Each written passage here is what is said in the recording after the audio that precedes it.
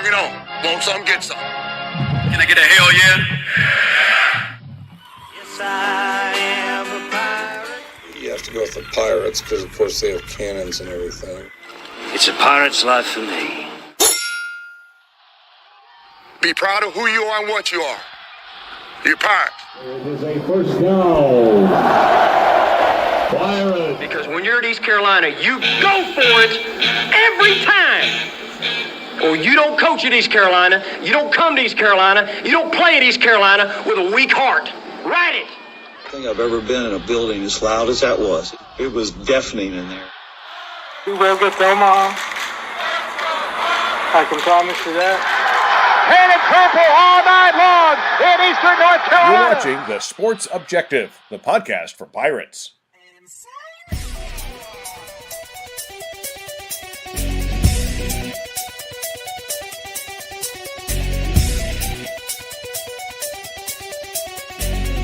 Yeah. My heart is purple and gold. I'm a pirate down to my soul. And I don't back down, not at all. Find out when the cannons explode.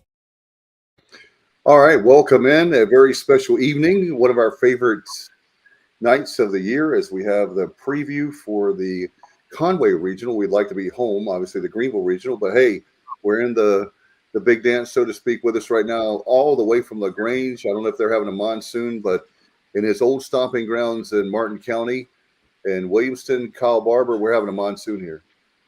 Yes, Kyle from LaGrange, Barber. Thank you very much, Dave. I heard about your monsoon. We had all the monsoons we could ever need Tuesday night into Wednesday. We had enough rain throughout Eastern North Carolina, and this is from Kinston South, LaGrange South, whatever. I don't know. Did y'all see the 10-foot gator down in Jacksonville on the news? I was down there for that. I happened upon it. But gators, turtles, everything out from all the rain we've had. But none tonight. Now that we've done with the weather report, what's going on, Coach Hill and Landis?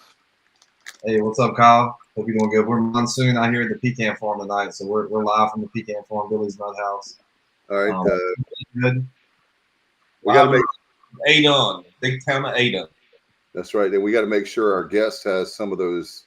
I'm sure he would like those for he and Parker and the whole family. They're great pecan stuff. You'll like it. The father of Parker Bird, Jeff Bird, joining us. Thank you so much for coming on. It means a lot, and especially I was telling the guys in our group chat this afternoon, this is kind of like Christmas Eve for those of us that are college baseball fans as we're getting ready for regionals tomorrow. That's right. It's a big time of the year for a baseball fan. Dave, before we get into the interview with him, how about let everybody know who else is coming up on the show tonight? Sure thing. So we have Jeff Bird tonight and Landis for the Coastal Carolina perspective. David, what's his last name? Help me. Chappelle. Not David Chappelle. Not Dave Chappelle, but Dave Chappelle. Chappelle. Former Coastal Carolina player and major leaguer for the Cincinnati Reds and the Chicago Cubs. And then we will be joined with the beat writer from the Gainesville Sun, Kevin Brockway.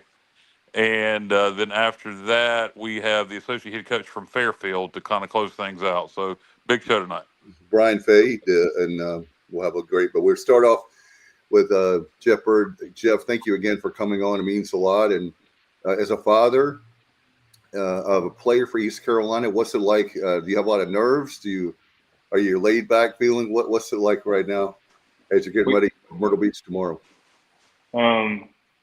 Just being an ECU alumni, I mean, this is always a good time of the year for an ECU fan. And, if you would ask most fans 10 days ago, would this even be an opportunity for our team? And most people would have said no. But one good thing about our head coach, he never let the boys not believe in what they're about to accomplish tomorrow, is to be on that field for regionals. So, I mean, I think it's a different perspective this year than we've had for the last 6 years, is that, we have opportunity to do something different, to be the underdog. And I think we've walked into most regionals, being favored, and we have nothing to lose. We can just go out there and play free and just go get it. Jeff, what's the mindset like? Obviously you talked to Parker, but I'm sure you talked to some of his other teammates. You mentioned, being the underdog. No pressure on these guys, at least not the pressure that normally comes with going to the regional or hosting a regional. We're expected to win it. Are they taking the approach of, hey, we got nothing to lose, let's just go play loose? Or, how is the approach different? Obviously, you're saying the mindset is different, let's just go get it. But in terms of the attitude of the players from Parker and the other players you've talked to, what can you tell is different about this year versus last year? Well, I think it's been so different because just the dynamics of college baseball has changed so much, and that's really affected places like East Carolina, where we've just had a lot of young guys, a lot of new faces, and we knew it was going to take a while for this team to gel. We didn't think it was going to take as long as it has, but I think Clearwater was big for our team, and it gave them the confidence to realize now that, hey, we're a band of brothers. We can play together and we can compete. And we were able to put games together. We hadn't done that all year long, where we could put a few good games together. We did everything well last weekend. We pitched well, we hit well, we ran the bases, and we played defense. And I think we now have our leader in Riley Johnson, hopefully for the rest of the season. And having him in the lineup changes the aspect of the whole mind aspect of the team. We have a leader out on the field. You have someone like Braden Burris from the top to Dixon providing that better leadership. So I'm pretty excited to see what they're about to do. I mean, because I think just the last few games is enough to get them going in the right direction. No doubt. And you being an alum and watching Parker, we all know Parker's story, and we can talk about that briefly here in a minute, but it needs to be talked about. I don't care how much it's been talked about; it can't be talked about enough. But what does it mean to you just to see, your son, representing your alma mater out there on the diamond and playing in a regional? Well, it's pretty cool. I mean, 2022, we played Texas, and I remember I had to work, and Parker says, "Hey, Dad, I want to go to the regional." And him and his sister jumped in the car from Warrenburg and drive to Greenville. And he didn't call Palumbo, he didn't call Coach Godwin. He just was a fan. He didn't ask for tickets. He just went out in the right field and stood underneath the scoreboard, and was an ECU fan for the day. And ESPN caught him on video doing the horns down. When we hit a home run, and that became part of the hype video. And so he comes in that June, and they play that video, and Parker's in that video. And wow, in that moment, you think, man, I can't wait for that moment to happen for Parker. And then the accident happened, and you didn't think that moment would ever happen. So for me and his mom, for things like this to happen for him, it's really super special for all of us, for sure. And Jeff, I remember I work at the hospital, and I try to give you all privacy. Even though my job is hospitality, I prayed a lot for you guys. And the one thing that I remember the most is, we talk about Cliff Godwin and the X's and O's as far as like all the on the field stuff. But I remember, I didn't speak to y'all on purpose because I was trying to give y'all privacy. But I remember a couple times Coach visited y'all. And because of visitation, it was underneath the shelter in the main lobby area. Right. And I walked by, and I wanted to talk to y'all so bad, but I said, I'm not going to mess up the moment. And I said, that's why I love East Carolina. That's why I love Cliff Godwin, because he could have easily said, oh, Parker's not a big deal. He had this accident. He's not, going to help us with the team, blah, blah, blah. But it shows the real character of the man. And I talk all the time. People probably think I get paid to compliment Cliff Godwin all the time, but it's stories like that. I could when Nick Agnos, that when he passed away, or was it Nico? He drove Zach up there to Northern Virginia. There's so many stories that people don't know about. They just hear about the wins and losses, but Coach Godwin is much more than about wins and losses. And I just wanted to ask you about that. Again, I have never had a chance to meet you, but it was such a cool moment in time, and I'll never forget that moment of seeing him making over Parker there in the main lobby, the shelter area right outside. Yeah, it's one of those things. Like I had a relationship with Coach Godwin just from the recruitment of Parker, and just kind of got to know him over the years because Parker had committed so early. But you look at someone like the kid at LSU who had a spinal injury, and he gets hurt, and you hear a story now, and the coaches have never spoken to him again after the accident.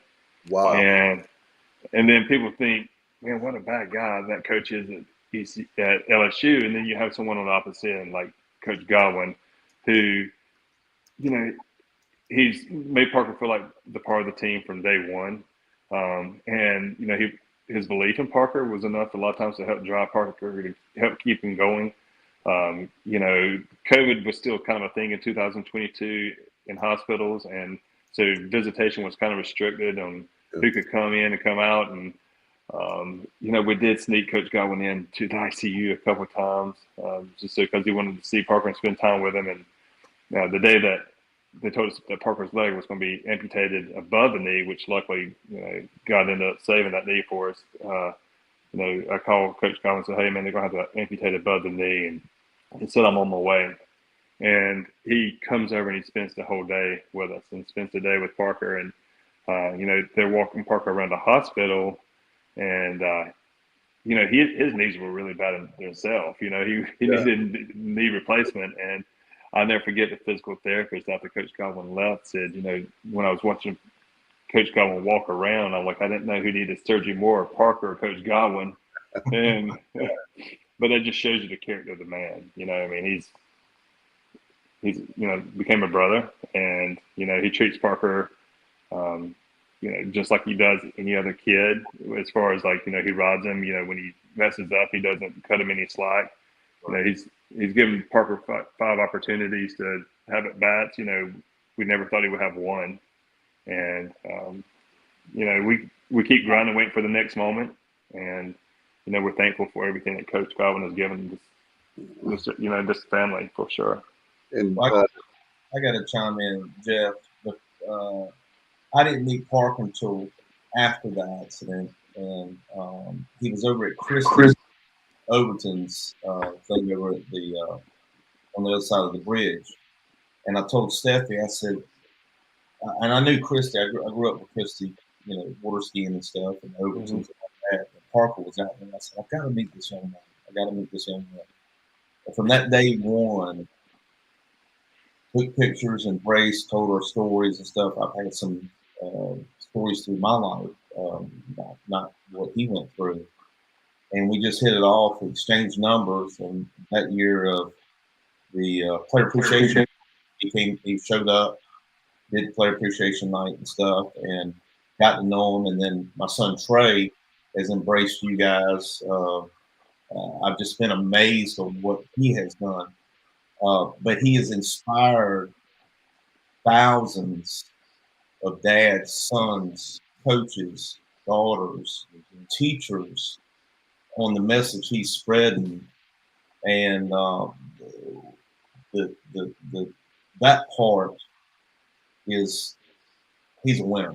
I mean, he hands down. And it's an honor to be part of what he's doing. And, you say Cliff Godwin. Cliff Godwin's been, I think, an inspiration as well for Parker to keep going. And I know you guys pretty well. Met y'all, hung with you guys several times, and went over to the Southpaw games with Trey when he was setting up and doing all that this past summer. And just watching him, his leadership, it's like nothing happened. He's out there having fun, fulfilling his dream, and he's a leader. And he's been an inspiration. As everybody knows that, but I just wanted to say that a dad, a coach, very, very inspired and grateful to call him my friend, and you guys, dear friends as well. We definitely appreciate you, and Pirate Nation. Parker was a really good baseball player. In my eyes, he's still a really good baseball player and still a very good hitter.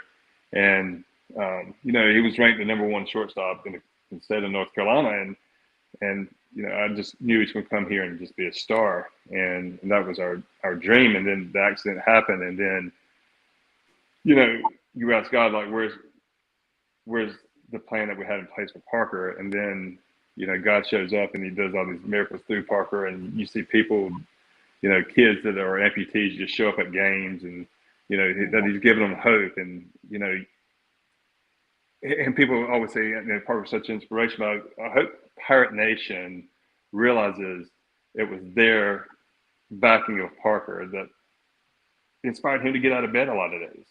Right. He was surrounded by thousands of people that were praying for him, pulling for him, and, you know, we will go around this town, and man, just the embracement that this community has given us and our family. And, you know, just he will walk into Young's physical therapy, and just, man, people would sit there and watch him do his workouts, and, you know, we're encouraged about what he was doing. But, you know, what he didn't know is, like, he didn't want to let people down by not doing what it would take to get back on that field. And he wanted to be part of that team so bad, and, you know, and he still doesn't feel like he's back where he wants to be. He still feels like he has more to offer, and, you know, he still gets up every day. You know, he does Pilates at 5 o'clock in the morning. He goes and swims in the pool to do aerobic exercises. He goes to the cages 2 or 3 times a day to hit. You know, and he still does it because he loves that purple and gold that much. You know, you talk about Parker and being an inspiration to people, and yeah, obviously he is. Just curious. You talk about, you know, amputees coming to the game, people with different disabilities being, you know, inspired by him. What is, you know, can you give, you know, you don't want to get too personal with other people's stories, but can you give a couple examples of maybe some things, the people that you've heard from far away, or maybe some people, like, you know, unrelated to sports, just some people that have been inspired by Parker, that Parker has heard from, that, you know, kind of surprised Parker? Yeah, I mean, just 2 good stories real quick. There's a kid named Trooper Wright. Parker worked out with a guy named Clint Summerlin at Young's. He was just worked with Parker before Parker even had a prosthetic. His wife was going to PT school, was finishing up, and ended up moving out to Eden, North Carolina. Well, that guy moves to Eden, North Carolina, and starts working in this facility. And there's this kid named Trooper Wright who's out on the ATV 6 months ago, and the ATV fell over and crushes his left arm. He loses his left arm the day of the accident, and he starts working out at a facility, and Clint's the guy he's working out with. So Clint had worked out with Parker, had worked out with Trooper, and, you know, Clint reached out to us pretty early on and said, "Hey, there's this kid that's lost his arm. Could y'all reach out to him?" And you know, Trooper, like a lot of kids, when they lose a limb, like Parker did as well, you know, he went through some dark days, and to the point where I think at times he became suicidal and thought about ending his life, and came across Parker's story, and through Clint and Parker's motto, "Why not you?" kept on resonating with Trooper. Why can't I play football again? Why can't I get back on the field again? Why can't I do things that I used to do? You know, why just because I lost my arm do I have to lose my drive? And now he's going into his senior year. He's going to play football this year for his hometown. And, you know, there's a moments like, okay, God, so what that he's not the starting shortstop anymore? I mean, he's giving people like Trooper the mindset to do things that he never thought he could do again. There was a kid named, JJ got bit by a shark on the reef down in the Keys, and, you know, Parker was able to reach out to the family, you know, get them connected with the foundation, as, you know, helps kids get back into the game of life, and, you know, different sporting things. Challenge Athletes Foundation is the name of the foundation. But, you know, JJ and his family drive to Greenville just, you know, to see Parker put a uniform on, because just seeing him put a prosthetic on, run on the field, do things that, you know, 20 years ago an amputee wouldn't do, you know, something that a Division I baseball player has never done. You know, it gives kids like JJ hope. And personally, there's a kid that was born in Wilson, it's from Wilson, actually born in the hospital here. The OB tells the family, say, "Hey, your kid's going to be born, you know, with deformity of the right lower leg." Kid ended up having an amputation that, you know, a little after a year of life.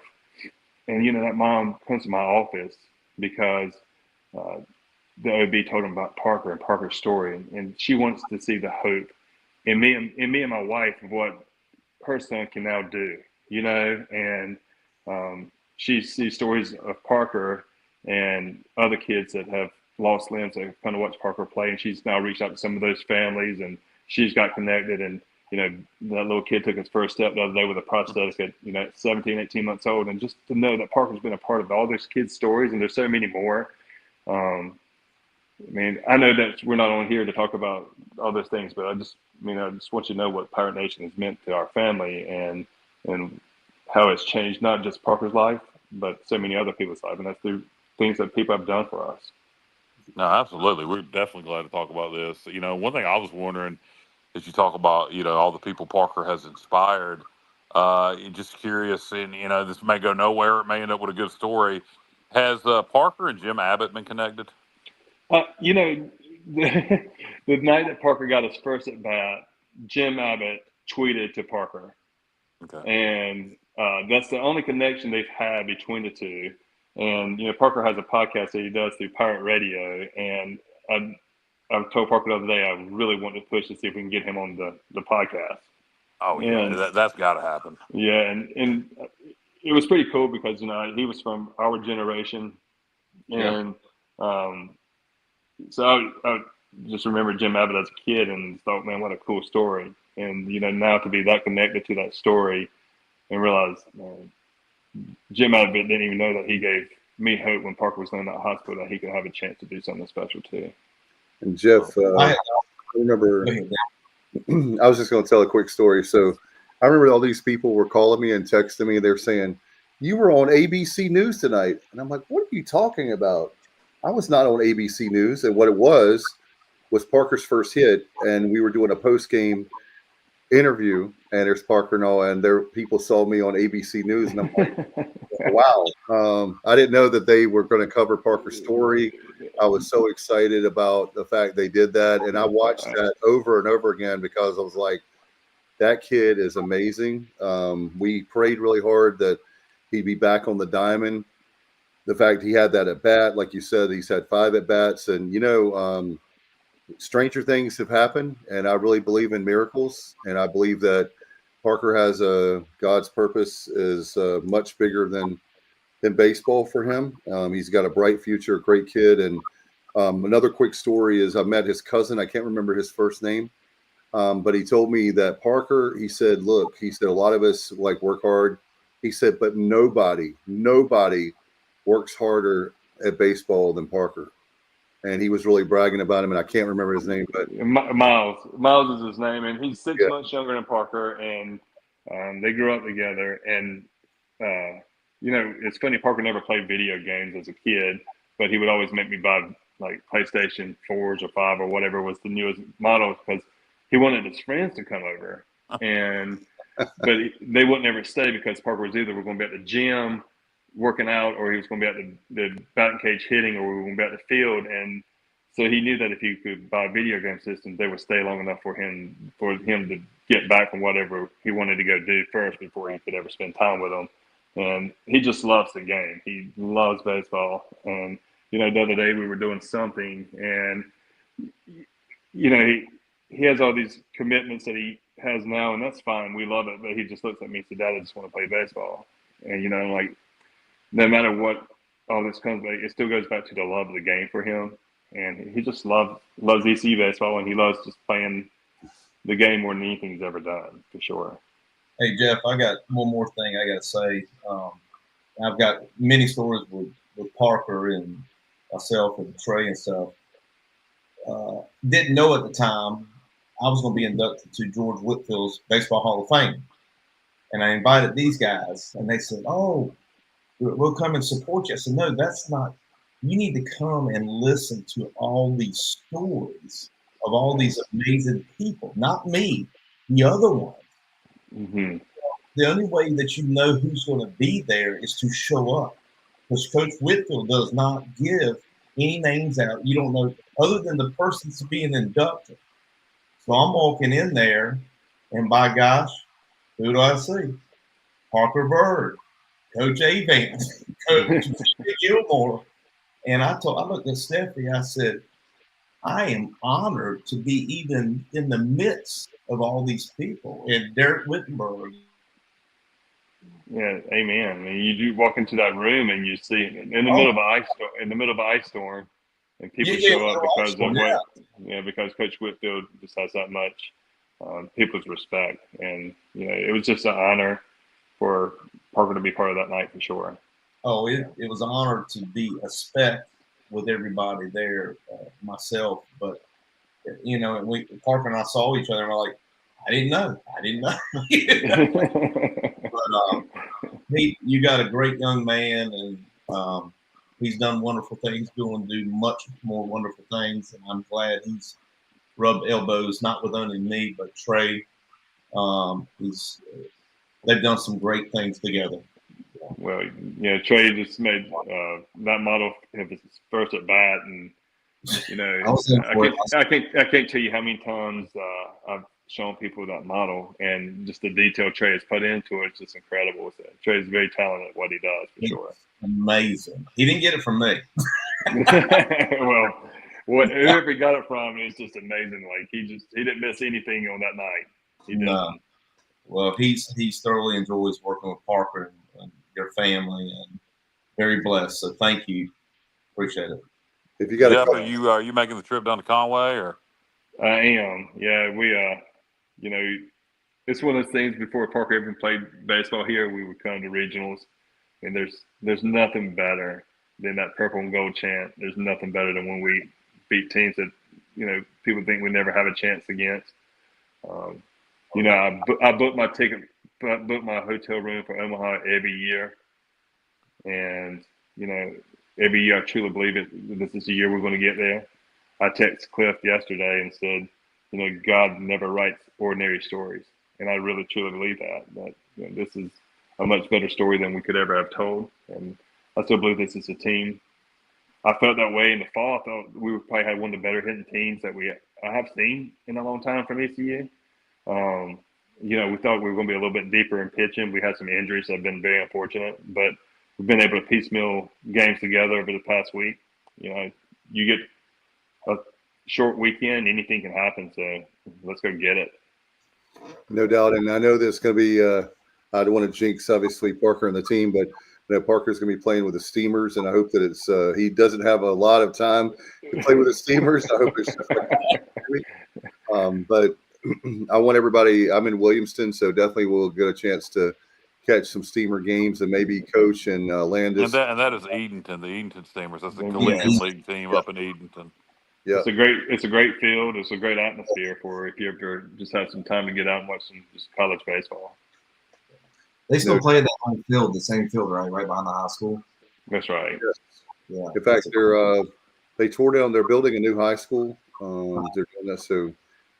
But historic Hicks Field, I've been there many, many times especially since 2019, and looking forward to Parker. And like I said, I want it to be a short season for him, meaning that we go deep into the playoffs. And maybe, right. Coach, can I bum a ride with you to Omaha? If we look, Omaha, we're there. We will hitchhike. We will walk. We'll just take a plane. I'll get a wheelbarrow and put you in and roll you there. How about that? Okay, Kyle, are you going? If the finances allow it, yeah, of course. If we make it to Omaha, I'm going to try to be there. I'll tell you what, Coach, we'll put him in the trunk. It's fine. We'll get him in there. That's it. We'll get him there. Well, Jeff, thank you so much. What an honor to talk to you. You're a great inspiration. You, your wife, Parker, the whole family, y'all are amazing. And I'll say this, your faith has been inspirational to me and a lot of other people. I thought about you guys a lot. I have a son, Alexander, that's an athlete that's 12 years old. My daughter, Mackenzie, is 11 years old. And when I thought about Parker, I said, man, that could be me with my son or daughter. I prayed hard for y'all behind the scenes. I didn't want it to be about me. But I'm glad to have the opportunity to meet you, at least virtually right now and maybe down the line. But what a great story. And thank you so much. You're welcome anytime. And same thing with Parker after the season. He's welcome anytime on the show. Well, thank you guys for having us. And thank you for all the prayers and all the inspiration that y'all have been for Parker. And we look forward to meeting one day in person as well. All right. Hope to see you in Myrtle Beach and Conway. All right. Sounds good. Y'all have a good night. Thanks, Jeff. Thank you. what a great story, man. I literally, when I say I could talk for hours to that family. Oh my goodness. We just hit the service, but I noticed we were at 30 minutes. So wanted to definitely be respectful of his time. And guys, while we have a chance to talk, how you feeling about this regional? I'm gonna put you all on the spot because you guys are three of my really good friends. So Coach and Paul are new to my circle of friends, but y'all have jumped right in, and I'm glad to have you. And looking forward to one way or another. I know we have our staff meteorologist Kyle Barber, but one way or another, I think Kyle from LaGrange Barber, Dave. Don't forget the gimmick. Okay, Kyle from LaGrange Barber. Okay. The battery. Yeah, Well, Dave, I can tell you personally, that right there. Yes, sir.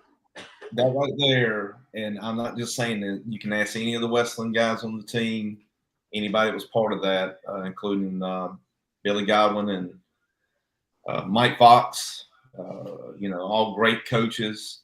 We had a very similar season. We barely got into the tournament. We were highly, ranked at the beginning of the season. Had our ups and downs, injuries. Had one of our players almost died of cancer, and we prevailed. And as you heard early in the Fairfield up at Muggsy Field, Bristol, Connecticut, he knew it very well. We'll have that later in the show. Yeah.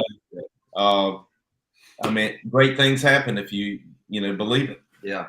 You believe in it. I'm super optimistic about it. I feel like, and not to knock Florida or anything, they're not really talking junk, I'd say, but I feel like they're too comfortable. I feel like the whole vibe, they're very giddy about it because they think they got a good draw.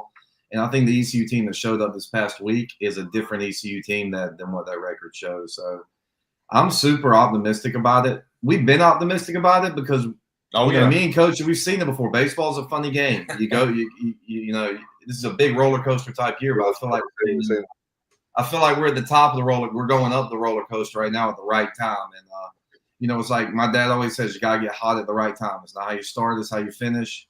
Yep. And I think, Florida, everyone knows Florida is no joke. They play in a top conference. They are, they're the betting favorite, even though they're the number, 2 seed? 2 seed, yeah.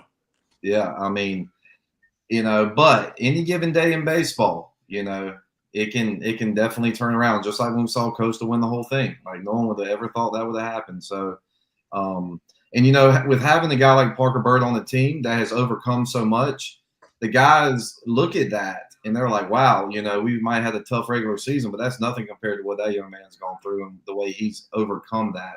Right. And he's still overcoming because there's really no telling what he's going to do in his life still because he's still really young. Anyways, I just feel like ECU is gonna really come out strong. They're gonna have to fight for it. I don't think it's gonna be easy. No, never easy. And I think I'm ready to see how Norby does because Norby shut down Carolina. Carolina's a really good team. I mean, I said here Carolina, UNC. Oh, yeah. They might win it all if ECU don't. So they're really good. So I'm excited for the matchup tomorrow. I think we're under the radar. Yeah. Which is unusual, which is a good thing. And we can come in and, bust it wide open. Let's do some questions and comments really quick. Yeah, I was going to give my thoughts real quick. I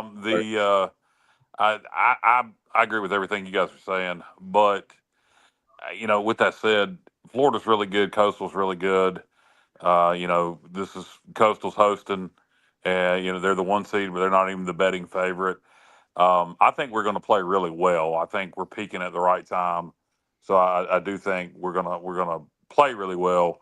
The question is, how well is Florida and Coastal going to play?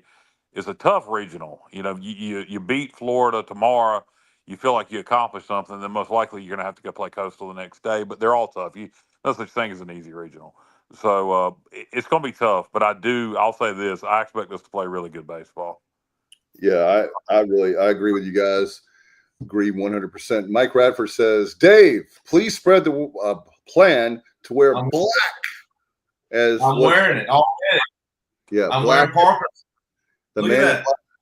Yeah, exactly. So yeah, we're wearing black uniforms tomorrow. I've seen people post that on Facebook that for the crowd to wear. I don't even purple and gold or black. What difference does it make? I mean, as long as you're representing ECU colors. But if we're going to try to black it out, then whatever. Hey, black it out. all right. Our good friend Shell Powell from the Queen City. He says, greetings from the Queen City. Dave, my brother from another mother. What's up, Shell? By the way, guys, got to give a shout out to Randy Powell. Randy is a great coach. You haven't met Randy, but I hope one day you do. Randy's a tremendous athlete. Write that name down because, guys, one of these days we can do a road trip because Randy's going to be playing for, I'm kidding you not, a national championship. I wish that we had men's lacrosse because Randy's one of those guys that if he stays healthy is going to do amazing things there on the field. So good luck to Randy, and she'll help me out about I can't remember what round he is in now, but for Charlotte Catholic, but let me know. Wesley Alexander says, looking forward to see the Pirates beat Florida, and the ECU Coastal matchup is going to be good. I was going to talk about that in a little bit. Wesley, thank you for bringing that up. I think ECU and Coastal. My prediction is ECU beats Coastal in the regional championship. I have a feeling, guys. I really do. Our buddy Craig from RVA says, "What's up, crazy kids? Go Pirates, go Steamers, whatever. We are still playing baseball."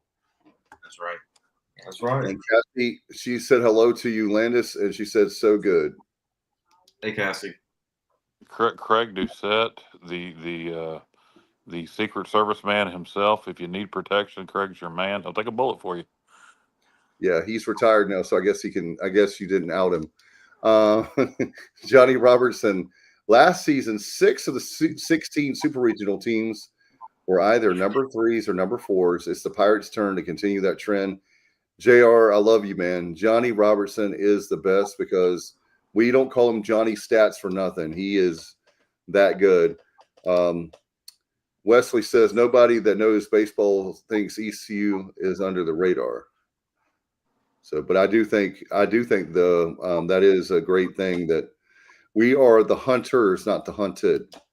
Yeah, under the radar by our standards. And nobody is picking East Carolina to go to Omaha this year. Nobody's even picking us to win the regional. So from that aspect, we are a 3 seed. So by our standards, yeah, we're under the radar. We are normally a 1 seed. We expect to be a 1 seed hosting a regional. And if not, we're normally a 2 seed on the road. So right. To be a 3 seed, this is something. It's been about a decade since we were a 3 seed. Craig says he hopes that we don't wear white batting helmets. By the way, quickly, Landis, Coach Kyle, do you have? Yeah. I was thinking about this last week, and I don't know if I mentioned this. Do you guys have any superstitions when it comes to baseball? Yes, I think we talked about it in the watch party. That's right. Yeah, I used to have superstitions when I was playing, and now I don't. It can get kind of out of hand, to be honest with you. Yeah, back in the day, I think I told y'all early in the season, if I won and we kept winning, I would not change my socks. It was horrible. Oh but my God. I wore them until that last game, whatever it was. So were they walking away? In the national championship, you know what I did? I kept them. I kept them, man. You still have them? I still have them. They're in a bag. You've never washed them or anything? No, they're not washed. Oh my God! Oh my God! Yeah, I mean, all right. That's decades, Dave. I was hoping to get hey Landis. I was hoping to get Tide or like some washing powder as a sponsor, but if we're not going to wash our stuff, then hey, yeah, I mean, Mr. Clean, we can go with Mr. Clean. All right, JR says since Coastal has won the College World Series in 2016, they have failed to win a regional, and they have had 5 tries, including the 2 that they hosted in Conway. How about that, guys? That's a good, wow, good to know right there. I didn't realize that. I didn't either, but that's why we have Johnny Stats, Johnny Robertson, JR. He says very true, but the Pirates are always a team nobody wants to see in their regional, no matter the seed. true, Wesley. We're not putting our own team down. We're just saying that this field this year of this team is way different. I mean, we're trying to spin it as a positive. Just let us spin it as a positive. We're under the radar, okay? We're not negative. We're not negative for the team. And I like it. All right. Let's see here. Are we still waiting on? Are we still waiting on Dave? Or yeah, I don't know what happened. Landis, do you know where Dave is? I do not. Dave's not here, man. We're gonna have to move on to our other guest here for too Yeah, long. We got more guests coming, guys. We got more guests coming. They're pre-recorded. Stick around. Yeah, Johnny Robertson said also the number 13 seed have not won the regional championship since the Pirates did it in 2021. Wow. That was when we had that god awful. Remember that we had to go and play Vandy? Yeah. Yeah, that was not a good pairing. Craig says he got that in-out money from Dr. Scholes. Thank God for Craig. We got the stats guy, Johnny Robertson, and we have Craig that makes me laugh. John White. Thank goodness Coach Hill didn't play on this team, NAIA team this year. Let's see. John White, the LSU Shreveport LSUS pilot baseball team currently has a record of 57-0 for the 2025 season. Good job. That's amazing. How do you even statistically do that? I don't know. Brandon says if EC wins the regional, they likely host the super regional or no. Brandon, that depends on if the bigger. Who are we paired with? We should know this off the top of our head. I think it's Auburn bracket.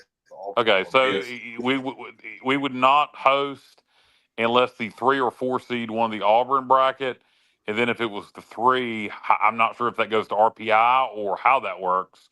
So the odds of us hoping a super are pretty slim. State's in that regional too, so that would definitely be interesting. Yeah. Well, let's go. Let's hope State wins that one. We win ours, and then we go win the supers in Raleigh. The supers at least be around here. Hey, how about there wouldn't be the only thing better than winning the supers at Clark LeClaire would be winning the supers at State Stadium. Doak Field. Doak Campbell, whatever it's called. That's Coach Hill's favorite place. I mean, he was up there hobnobbing with Clemson and NC State, and I was like, and look, Coach Whitfield was up there too now. That was a rough weekend for the Clemson Tigers. State played unbelievable, but that would be amazing if we had it up there and took care of business up there. Because they got State, Stetson. So State's number 2, Stetson's number 3, Auburn's number 1, Central Connecticut State's number 4. Yeah, one time Stetson was a baseball power. Their program's gone downhill recently. Right. At one time they were a power. Central Connecticut sounds like a prison team. I'm sorry, I don't know why. We've played them in basketball. I know. Yeah, yes, we have. Yes, we have in the courtyard. Yeah, I believe that's in Danbury, Connecticut. If some Mensa happens to see this, correct me if I'm wrong. I don't know why I know that. You been to the prison, Kyle? I have. I've been to the prison. Actually, the reason I know where Central Connecticut State is the podcast that I was doing prior to this with Stevie was a wrestling podcast. ECW, the old Extreme Championship Wrestling promotion, held a pay-per-view from their basketball gym back in '99. That's the only reason I know it's in Danbury, Connecticut. Well, I'll tell you what. When it comes to wrestling, you and Stevie, and then Coach and Landis, so I'll put you guys up with like baseball trivia, wrestling trivia. I can hold my own. Baseball, I probably can hold my own, just to be in the room, so to speak, but not to win the big prize. I want to get predictions. So you're going to go. Who's going to go? Yeah, don't forget, guys. And before we do predictions, just stick around. We have more. We have 2 pre-recorded interviews coming up. So just trying to get the listeners to hang on, Dave. I wanted to put this in there, so we'll have that on record for Sunday night. Coach and Landis, what you got? Who's going to win the regional? Go ahead. Go ahead.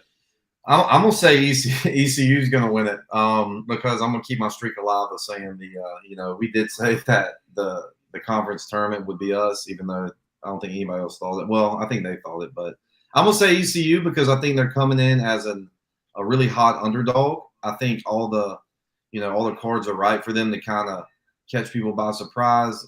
And plus, they know how to win. They've won in the past. They've been winning. I think Coach Godwin needs to keep the same lineup, not change too much, keep it the same. That last lineup was electric. Even when they went down to Charlotte, down against Charlotte, they came back like the good teams I've been on. You might be losing, but when you go in the dugout, you still think you're going to win. So I got that same vibe from them. There was a lot of fight in them. I'm going for ECU. I'm gonna say they're going to beat Florida, and then Fairfield. Now Fairfield's a good team too. They're coming in hot. Not gonna get too much into that. We will in a minute, but they're good too. So I think they're gonna give Coastal a run for their money. But I think Coastal's gonna win that, and I think it's gonna be a battle through the losers bracket for that. And not saying ECU won't go down in the losers bracket sometime. I'm not saying that. I think it's going to be a fight the whole way. But I think ECU is going to come through. I think this year is kind of galvanized them to be kind of super tough because they kind of rose out of a tough season. So that's what I'm calling. I'm going to say ECU all the way. They're going to win it. And now I'm hoping State wins theirs, so then we could really keep it around here. I'll have to agree. From day one, of the season, came on here, and as I've said before, 27 new players, 4 new coaches, a lot of adversity, a lot of bumps in the road through the way, but Coach Godwin kept them as a unified team. Even things were tough, and still selling, the ship straight for the Pirates, and put together good defense, pitching, hitting, running bases during the conference tournament, and they look like the Pirates that that we're used to. But I think the adversity of the season propelled them to where they're at now, absolutely. And I think that drive, and nothing against our Pirates because I've been rooting for them from day one. We're coming in a little lower on the radar than normal, and I think it's going to pay off. I say the Pirates win. I'm going to go out on the limb and say Coastal goes down too. And you have the 2 lower seeds, so to speak, rising to the occasion. So we'll see what happens. You like Pirates and Fairfield in the winners bracket Saturday? Yeah. That's I'm saying that. All right. So I want somebody to get this audio to Cliff.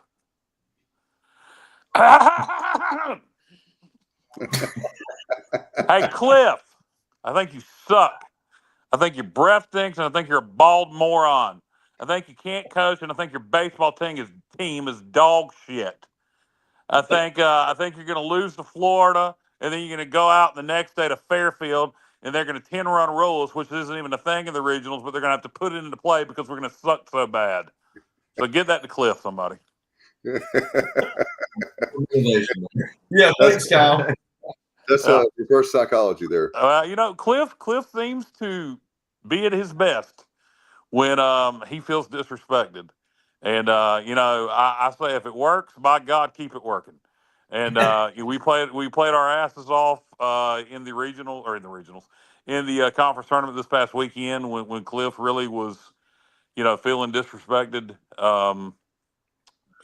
by a portion of our fan base. So, whatever drives him and is going to drive this baseball team, let's keep it going. As far as my real prediction, I hope to God the Pirates win, and I definitely think we could. I guess really, and all that was just, that was just for fun. What I was just saying clearly, if anybody didn't know. I think Coastal's going to be a tough out. Coastal's been playing really good baseball. Sunbelt's a really good league. Southern Miss was as hot as anybody in baseball, and they beat them in the tournament to win it. I think Coastal's going to be tough to beat. Cliff's up there behind you. Do what? Dave had a shadow, And a poltergeist. behind Dave's head. Yeah, my official prediction, unfortunately, and this is serious, and this isn't being disrespectful. This is just what I think. I think we'll make the championship game. I think somehow we're going to get in the losers bracket, and then I think we'll battle our way into the championship game and probably lose Sunday to Coastal. I hope I'm wrong, but I do think we'll play well. I just think Coastal's a really tough draw right now. I don't know how many people realize, how good they're playing right now. And like I say, Southern Miss was about as hot as anybody, and they beat them in that conference championship game. That was actually that ghost you saw was Alexander, my son. It looked like it came out of the third base dugout, Yeah, like in the background. I was getting ready to say, it. if you build it, they will come. There you go. There it is again. It looked like a noose. No, there's nobody there now. Oh, he's there. Something was there. He's behind me. Alice is gonna sneak up behind you with a hatchet, Dave. Okay. It's a sling blade. Anyway, I got something for you, Kyle, since you're being disrespectful. Yeah. All right. In Godwin's 10 full seasons in Greenville, he's led the Pirates to 9, count them 9, Kyle, NCAA tournament trips. Yep. In the American Conference, he has not 1, not 2, but 5 Coach of the Year honors. Yeah. 5 regular season titles. And 4 tournament titles. 5 regular season titles and 4 tournament crowns. There you go. You keep being disrespectful, you have the ghost of Cliff and some more people. And let's see, I've got some more. Let me see here. Here's another thing for you guys. ECU, East Carolina, is one of 9 teams that have played in a baseball regional every year since 2018. So all those haters out there, we're only one of 9. Notice I said, I don't think there's any real haters out there. I think anybody that has any truthful annoyance and this goes back. This is the expectation that was, Coach O certainly built it, and before him even, obviously. But Keith LeClaire, started that real talk of Omaha, and I think that's just. Pirates are going to stay a little bit on edge until we finally make it to Omaha. And, it's become a thing where, the first thing you hear on ESPN the other day, when they start talking about East Carolina is, oh, they've had more NCAA tournament appearances without making it to the College World Series than any other team. So it's become a thing. But, look, this year, I'm just glad to be there. We're playing with house money. And, at this point, it's all gravy. I didn't expect to be here this time last week, so no matter what happens, I'm pleased with the postseason thus far. All right, so Craig says I thought a new host was going to come in because Ghost Cliff was going to the bullpen. Robert says, early season Florida team lost games by giving up leads late. Hopefully they can capitalize on that. Yeah. And Wesley says ECU and Coastal play for the regional championship. It's going to be a good one to watch. State gets 2 and barbecue to end their year, Coach. So I want State to win that regional. I do too. I really do. As long as we win ours. If we don't win ours, I don't want them to win theirs. Exactly. I think, like you said, beating them at State would be to go to even better. That would be even better. Yeah, that's like that may be better than the bowl win. I mean, that'd be fantastic. 2 in 1 year. Hey, big things. Yeah. Hey, how about would we storm the field? Would that be a riot, Coach? Oh, I would throw batteries. Batteries would be everywhere. For I'm not even going to dignify your comments and just let people that don't normally watch just think y'all are being hooligans threatening to throw batteries on the field. It does. It's like a WWE thing. It is a WWE thing. I mean, what about like lawnmower? Are you talking about lawnmower batteries? Or are we talking 9-volt batteries, double Car A, batteries. CVs, Car batteries. car batteries. Holy batteries. Yeah. moly! The AutoZone and just load up. I'm gonna be. That's my sponsorship. That's where we need to Get in the zone. And AutoZone. Yeah, they need to get in the zone. They need to get into extra innings here on the Sports Objective TSO. Yeah, there you go.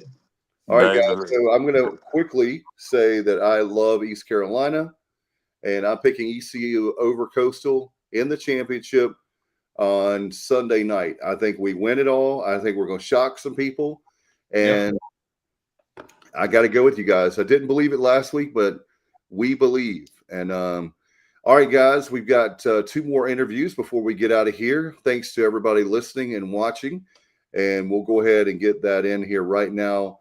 And let's do it. Kevin Broadway and Coach Fay? Yeah, Coach Fay. Hey. Yep. All right. We're doing our Conway Regional preview, and obviously the Pirates are taking on the Florida Gators with us. A great guy. First time ever making his debut on Extra Innings here on the Sports Objective. As we look at the Conway Regional, Kevin Brockway from the Gainesville Sun is the Florida Gannett. Is that right? Yeah, Florida Gannett Network, 13 papers throughout the state, in addition to Gainesville, Sarasota, Lakeland, Jacksonville, Palm Beach Post, a lot of the papers in the Panhandle too, Fort Myers, Panama City, Pensacola. So we're all over the place. We're statewide, but I'm based here in Gainesville, and the Gator Nation, as they say, is everywhere too. So maybe there'll even be some fans in Conway. We'll see. You're popular like Coach Hill. So Coach Hill's everywhere. Hey, how you doing, Kevin? Coach, how are you? Doing great. Bro, Sid, I just want to do a shout out to your Gators. Kevin O'Sullivan and I worked down at Clemson baseball camp with Jack Leggett many years ago. Jack Leggett, and great you've got 2 other on staff. He was a baseball player, Coop, and also Black. He's from Easley, South Carolina, upstate. So I know all 3 of those guys. How about that, Coach? Did you, when you were at Clemson, did you coach Khalil Green or no?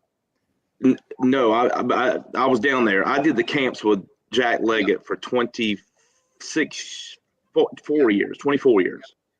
Khalil was a former Golden Spikes winner, and I covered him very early in my career at Key West High School. He's an amazing player. You saw it back then. And incredible Major guy. League career, obviously with the Padres and the Cardinals. So he's something for Clemson baseball. And obviously Florida and Clemson played in that Super Regional last year, and they had that terrific center fielder. His name escapes me, but I think he's back on that team this year. He's really something.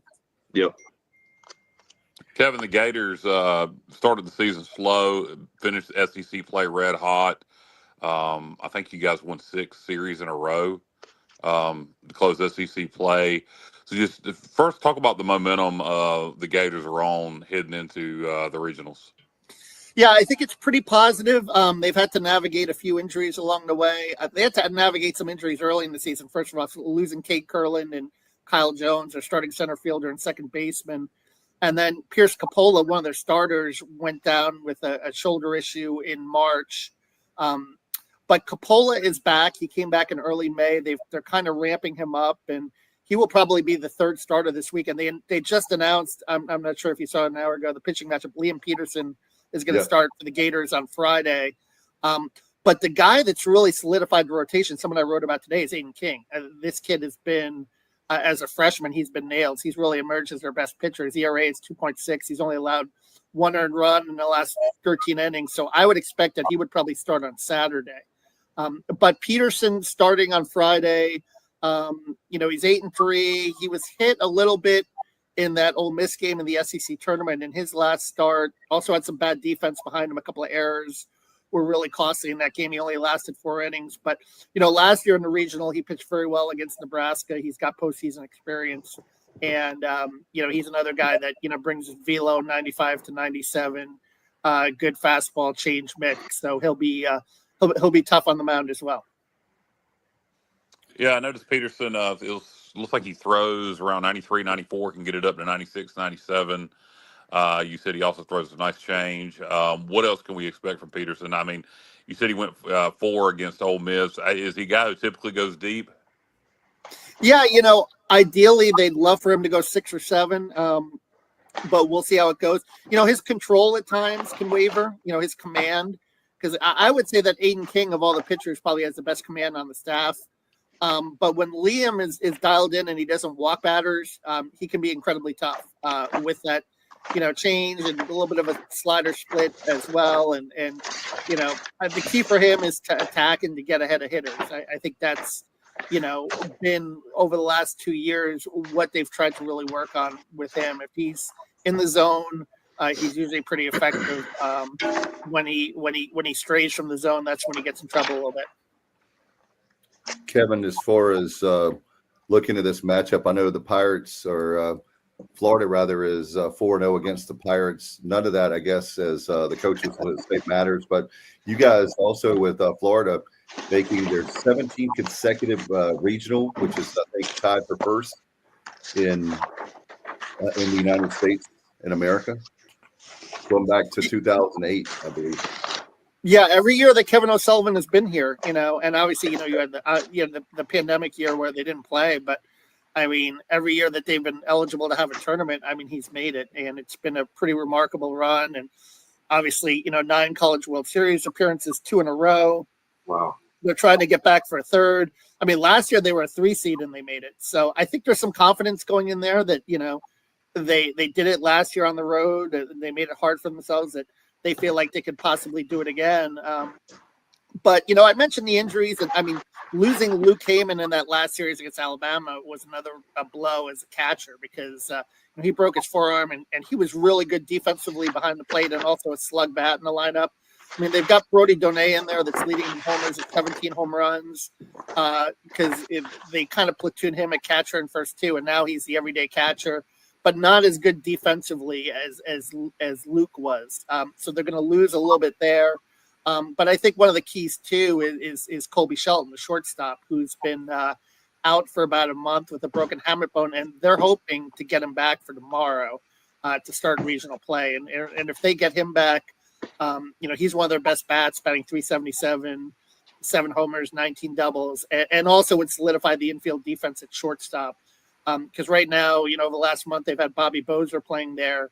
You move Bobby Bozer back to his natural position at third base, that really solidifies the infield defense, because defense has been a little bit of a problem of late because some guys are playing out of position. They've had, I believe, in their last 4 games, they've had about 10 or 11 errors during that span. So they've got to get that cleaned up too to support the pitching. So you talk about some injuries that have affected defense, may get the shortstop back. How are the bats? You mentioned one of the guys who may get back will use bat number 300, will help the lineup. But overall, what is the offense like for the Gators? They've hit really well the second half of the season too, which is, fielded that 18 out of 24, which they've won. And they've really hit well most of the season, actually, because the pitching was the issue early in the season and they've had to get the rolls. But I would say that you don't have that fearsome slugger like Jack Caglione and Wyatt Langford that you've had the last 2 years. But, Donay has 17 homers, Bobby Bozer has 16 homers. The freshman Brendan Lawson has hit a wall a little bit, but he's still batting over 300 for the season, 9 homers, 57 RBIs. They have some gap hitters too. Hayden Yost, Blake Sear, transfer from Miami, are a couple of guys that, are high doubles guys and they can hit an occasional home run. So I think there's decent length 1 through 7, 1 through 8 in the lineup, especially if Shelton is back. And it's a team that is capable of a little bit of a faster team too, and a team more capable of manufacturing runs, but not the fearsome sluggers that you've had in the past in Caglione and Wyatt Langford. And Wyatt Langford's playing for the Texas Rangers now. Jack Caglione is tearing it up in AAA in Omaha for the Royals. I think it's only going to be a matter of time before he gets his call as well. Yeah, no doubt. A lot of talent with the Florida Gators baseball team every year. Landis, did you have a question for Kevin Landis, former player at Arkansas, Little Rock, and Coastal Carolina? Sorry, I went out for a bit. What'd you say there? I was just putting you over about your playing career and asked if you had a question for Kevin. Oh, yeah. So, unfortunately, I didn't get to play any regionals. We missed it by like 1 game or so. But I was looking at it, and like you were talking about, starting off 1-11, and then going 14-4. Was it all the injuries you think, or was it because we're looking at the same thing with ECU this year where, they usually a top 10, top 15 program all year. This year really struggled, adversity, injuries, young guys, transfer portal, everything. And they're kind of switching gears, hopefully for us getting hot. So I think it's going to be interesting in this matchup here.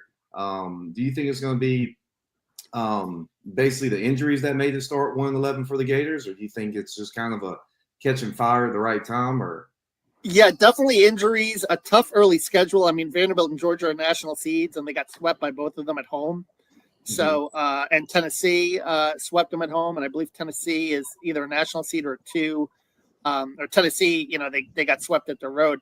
But really, it's also, the pitching roles, too, I think had a lot to do with it. And I mentioned Coppola going down. Jake Clemente began the year as a starter. They had Alex Philpott closing game. He blew a few saves in some SEC games early in the season. I believe one against Florida State as well. So they moved Jake Clemente to the closer role. He's 7 for 7. They're doing a much better job kind of protecting those leads. The bullpen has been a lot more solidified the second half of the season. I think that's helped. And, that left them a little short in the starting rotation. But then Coppola comes back in May, and Aiden King emerges as freshman, and they've really got something down the rotation where the rotation is a lot more solid. I think, through the first March and February, they were just kind of searching for answers pitching wise and trying to piece it together. And now they have that a lot more solidified. Yeah. So they for sure is going to make them even tougher. Yeah, guys, we're going to have to wrap this up. Unfortunately, we have another interview coming up. I did have Paul. I don't know if you have anything else, but I had one more quick thing for Kevin. Kevin, with the Gators obviously playing in the SEC, coming down to Coastal. Coastal's won a national championship, great baseball tradition. East Carolina, more NCAA tournament appearances without making it to Omaha than any other baseball program at Fairfield. So the Gators have 3 non-Power 4 schools. How serious do you feel like they're taking this regional without another Power 4 school being in the Conway Regional? I think Kevin O'Sullivan has respect because Coastal Carolina, I believe, knocked them out of the College World Series 10 years ago. Correct. So I think it's more the fans are thinking, this is a great draw. This is a cakewalk at Coastal, and it's not, not a Power 4 team. But I think the players and Kevin Sullivan have a great deal of respect for Coastal, and I think all the teams in the field. And I think they understand that, that they can't take anyone lightly at this point. It's been really a struggle all year, as I mentioned, for them to get this right in the second half of the season. But I think, again, the pitching has come together pretty well, and the bats have been consistent. So as long as, I think getting Shelton back, if they get him back this weekend, that infield defense shores up, I think they could be in pretty good shape in this regional. But like you said, with Coastal, you can't really take anyone lightly at this point. I'll say one last thing, Kevin. Great meeting you and stuff. East Carolina and Gators, very similar seasons with injuries, adversities, new players, and whatnot. You guys are 0-2 neutral. Yep. We are 5-2. How about that? Just thought I'd throw that at you. Yeah, they lost that game in Jacksonville, but they had FSU on the ropes. That was a game that Philpott blew a save. They had a lead going into the 9th inning in that one game in Jacksonville, and then obviously they went up to the SEC tournament, and I think they're actually 1-2 because they did beat South Carolina in the SEC tournament, but then they lost Ole Miss. So 1-2, but it's going to be interesting. Pretty neutral. Pretty neutral. I haven't studied it, but I hear that ballpark is a little small. Or what are the dimensions like there? It flies out of there. When I played, the BP was unreal because it's not on the beach, but the wind's blowing. Yeah, the winds. Yeah, that has effect. It'll fly, and it's a really nice ballpark too. They've really done some great things there. So should be a lot of fun. So maybe we'll see a lot of balls. It'll be a challenge for the pitchers, but I think guys like Peterson and King are going to have to miss bats in. Kevin and Crew and Godwin, it's going to be a good matchup. It's going to be a good matchup. Yeah, no question. It's going to be a lot of fun, and here's to some. College baseball is a great sport, and here's to everyone. Good luck getting to Omaha because I've been there many times, and that's the Mecca. That's a lot of fun going out there and being a part of that experience. Well, we're ready to go ourselves, Kevin, but one thing at a time. Thank you so much. And by the way, before we let you go, how can people read your work? I know you do a great job covering the Gators across the state of Florida. I appreciate it. Yeah, Gainesville.com, Gatorsports.com, and you can follow me on X, Twitter, at Kevin Brockway G1. Appreciate it, guys. Thank you so much. Appreciate you. Appreciate it, Kevin. Right. Have a good one. Bye-bye. Take care, guys. Bye. All right. Says we wait. I think Coach was on, and then we lost him. So hopefully he'll. There we go. All right, we got him back. All right, we'll have Coach. Let's bring in Coach now, Brian Fay, the associate head coach for Fairfield. Coach, I know you're very busy. Thank you so much for carving out some time for us and being with us here on the Conway Regional Preview. Of course, guys. Appreciate you having us. Certainly. Coach, Dave, I have the most important question for Coach. Coach, before we get into the breakdown of the Conway Regional, Fairfield is in Connecticut, correct? Yes. Sir. Okay. Do you realize that you live in the state of the presence of an ECU football great known as Matt Semenza? Do y'all have Matt Semenza there? Matt Semenza Day there at in Connecticut? He's one of our colleagues. Unfortunately, I'm not aware of that, but it sounds like I should have been. Yeah. And that's going to mean a lot to our listeners. It means nothing to you. Well, Brian, also, Coach, hopefully he'll come to East Carolina, but his son Chase is a very good baseball player there in Connecticut. So good job, Chase, Dave. So tell the local guy there to go recruit him. You gave it all. I'm trying to be as fair as I can. Coach took the time. We love him to be in purple and gold, but if he stays there at Fairfield, wherever he plays, he deserves to get a good school. So, Coach, wanted to bring you in because the regional is going to be great to be in Myrtle Beach. But talk about your journey this year. In fact, I was really excited telling the guys about you guys. It wasn't a walk-off, but you had a home run in the 10th inning to win the tournament, right? We did. We did. A freshman, Nolan Colby. I think it was actually his first hit of the tournament. And he got it at the right time. So it was a pretty cool moment. Before we break down some of the regional you guys opened up with Coastal, how excited are you guys? I don't know. I apologize for not knowing Fairfield baseball tradition. 4-time, right, Coach? 4-time in the regionals? 15 times overall. Yeah, 4-time with these coaching stuff, right? Is that right? For us in the regional? Yeah. This is our second time. Third time. 2016, 21, and then this year, obviously. Okay. So for this group of kids, this is going to be their first time, unless you've got some really old guys from 21. So how excited are they about being in a regional? Yeah, so it is all these guys' first time. They're excited, though. This is a group, we've had a lot of success this year. We've had a lot of success in the past. This group has been used to winning. Obviously they're excited to experience the regional, but really at the end of the day, they're excited to compete and they're excited to play good quality baseball. So we're ready to get going. No doubt. Coach Hill and obviously Landis both played and they've coached. Coach, do you want to ask Coach Fay a question? Well, I want to throw something down real quick. You know where Muggsy Field is in Bristol, Connecticut?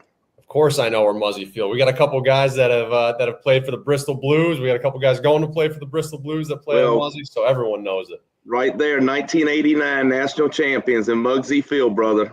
Oh, that's awesome, man. That's awesome. It's a cool park. It's a really cool park. It's got a lot of history. The history is phenomenal. Just a quick question. Former pitcher at East Carolina and North Carolina Western College. I played for Mike Fox and two great programs. I'm very honored to be, on the team on both teams, and now talking Pirate baseball and stuff.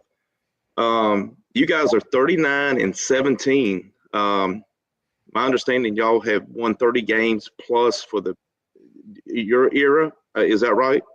Yeah, I think it's our 6th out of 7 or 7. Yeah, close to that number. So y'all are on a roll, and 21-8, I think, conference play. And I just brought up with the Florida Gators. He corrected me. I said 0-2 neutral, but they're 1-2. He said, I'm gonna fact check that. But y'all are 3-0 neutral. My understanding. So good. I kind of looked at the season stuff. You kind of had the same series as the Pirates did coming in. You lost to the Riders, Rider University, and then you ended up sweeping them in the conference play, kind of like we did, in our conference play. What adjustments did you make coming into the conference play? Because it was a must wins for us to get in here. Yeah, it's same for us. And, I think for us, the 4 years before this, we've won our regular season. So we went into the conference tournament as the 1 seed. And unfortunately just weren't able to really peak at the right time. And that's been the big message for our guys all year long is that, we just got to stick to our process. We got to continue to just try to win pitches and stack good days. And let's not get too worried about obsessing over being a 1 seed or anything like that. Just continue to focus on playing our best baseball. And, we started off really well this year. We got off to our best start in program history. About halfway through the year, things started to get a little more difficult for us. So we had to push through a little bit. And, I think we started to play our best baseball at the right time. And yeah, we did lose to Ryder. It ended up only being a 2-game series based on some weather. They actually walked us off twice in one day.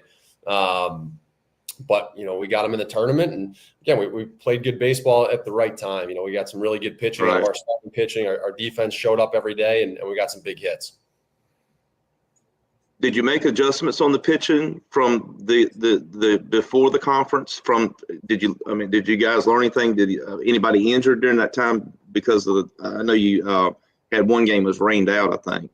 Yeah, actually, we played it was the last weekend of the year, so we basically lost those 2 games, then went right into the tournament. So, from an adjustment standpoint, really nothing other than just getting back to trying to do what we do really well. And at the end of the day, offensively, that's about being ready to hit, and on the mound, that's being able to attack the strike zone. Defensively, we made a couple mistakes, mental mistakes in that first series with them. So it just got back to doing what we do and playing good baseball.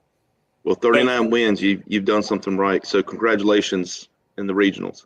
And that's the school record, right? Isn't that tie the school record for wins? Yeah, I think it tied our record from 21.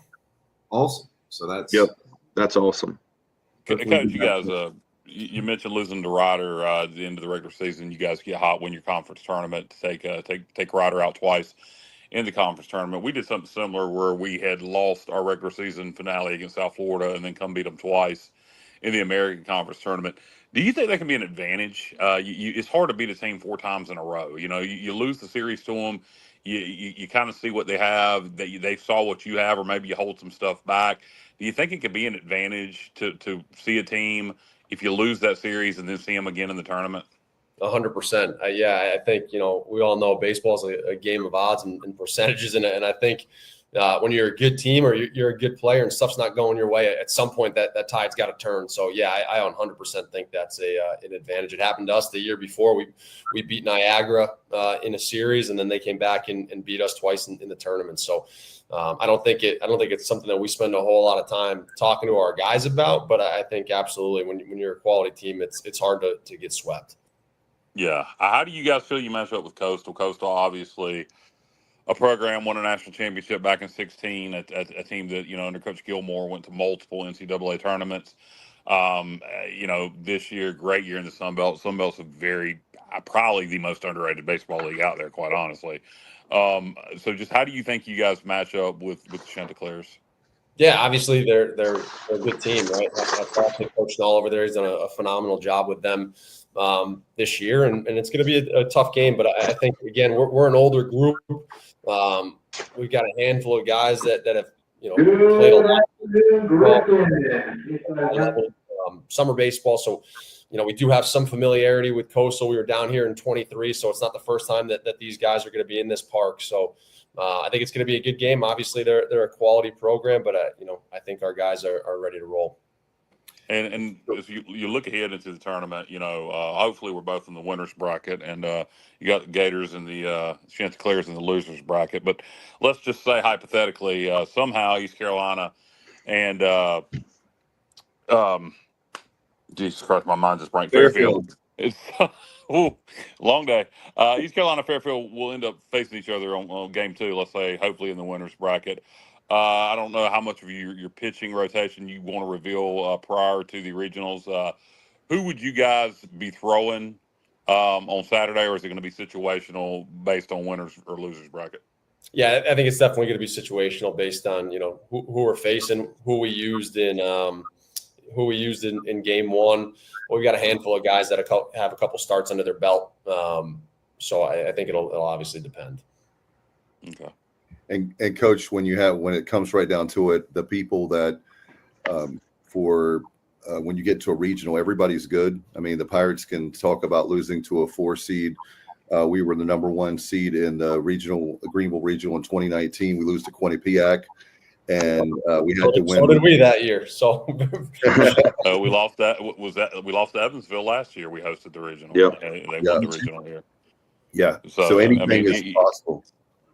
Yeah, no doubt. Let's not that we need to talk up Fairfield and get you guys motivated, but yeah, no, and you know as well as anybody, Coach. You're not going down there just to play the game. You're not going down there planning on losing to Coastal Florida, East Carolina. You're going down there planning to win the regional. How much belief do you feel your team has right now that they can go win that regional? Oh, a lot. I don't think there's a doubt in anybody's mind, and we're definitely we're not a program that's down here just to have a cool experience. We're a program that's down here to win ball games. Obviously, in 21, we kind of set the tone for what we're able to do here, knocking off Arizona State, knocking off Southern, going to the Austin regional championship game that year. Like you guys said, Quinnipiac in 2019 beat us in the conference finals. They go on and win their first game. Ryder last year. They beat us again in the conference finals. They go on and knock off Coastal in game 1. So I don't think belief's an issue here. We've played a lot of good baseball. We got a lot of really good baseball players on this team. So we're here to compete.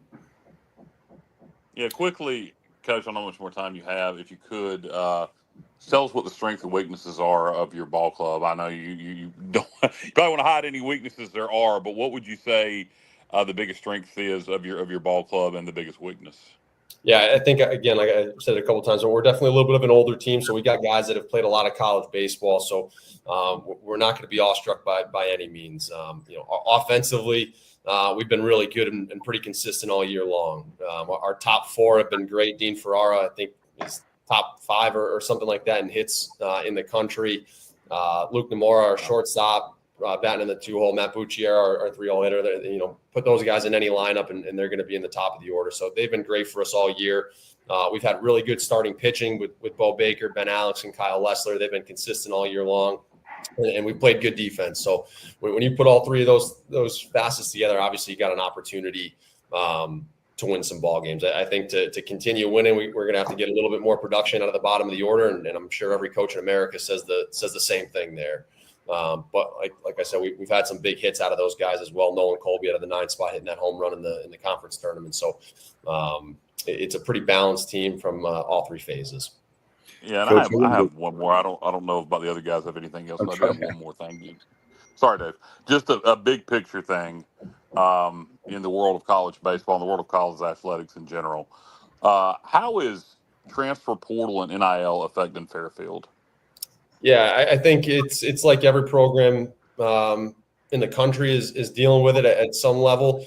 For us, the NIL side of it hasn't really crept that too deep into what we do here, but obviously the transfer portal is huge, and it's something that is always happening. And we've been really fortunate here, and I think it's for a handful of reasons, but we haven't lost a lot of guys to the portal. We've lost a couple of grad guys who have graduated here, did their time.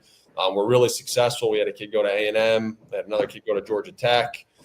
So we've lost those guys, but we really haven't lost undergrads. We've been able to keep our guys here, and I think that's a testament, obviously, to the school, but the program as well. And at the same time, we've been able to bring in some transfers that have been really impactful for us. Kyle Lessler, who's a starter for us, is a transfer. Blake Helmstetter out of the Penn has been a transfer for us, is really good. Our starting first baseman is a transfer. So to be honest with you, it's been a value add for us. It really hasn't come back to bite us too much. Coach, before we let you go, we love doing the regional previews because when we play in the regionals, we get to learn about different schools. And Fairfield, we are obviously familiar with. But can you tell the fans a little bit about, in other words, if there's a recruit out there, why should they go to Fairfield? Yeah, the $1 million question. I think first and foremost, the academic side of it. We're a nationally ranked business program. I would say 75 to 80% of our rosters in the business school at any point in time. So Dolan School of Business is highly rated. It's a tough school to get into. You're going to graduate with a phenomenal degree. And then the fun stuff is the baseball side of it. Obviously, we've had a lot of success here over the past decade. Coach Curry, our head coach, has done a really good job here of building this program, and it's a place that you're going to come. We've got beautiful facilities. We're right on the beach. Our seniors literally live on the beach, so it's a cool experience, and you're going to have an opportunity to win some ball games. And Coach, if you can forget the name Chase Semenza, I'll be Chase Semenza. No, I got it. I'm going to write it down right now, and we'll look back at this in a couple of years, and you're going to be kicking yourself about it. Yeah, no doubt. Well, Coach, thank you so much. I know that you're very busy. You were very kind to come on with us, and we enjoyed talking baseball. You're always welcome here on the show, and good luck to you guys. Awesome, guys. I appreciate it. All right, good luck, guys. Bye-bye. All right, fellas. I know, Coach, you're actually teaching right now, night school. Yeah. You're it's really bright. It's bright though. It's bright outside. For the listeners that are going to be listening to this in the future, as we're recording it in the past, but of course it's actually in the present. This will be shown after the live interviews. There's a whole time warp for you right there. Yeah, zoning. Zzz. So, guys, we're going to wrap this up and save the rest of it for what everybody's already heard, because now they're going to be listening to this later. So we're just going to sign off now, or yeah, we can do that. Peace out. All right, see you guys. All right, bye.